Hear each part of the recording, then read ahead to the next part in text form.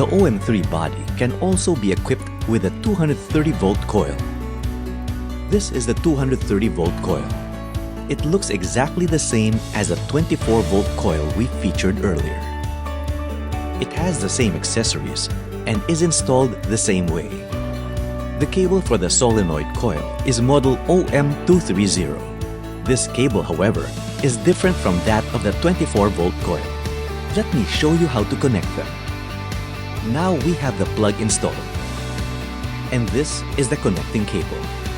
You can see that the assembly is the same as that of the 24-volt coil, except that it has a slightly larger connection solenoid coil.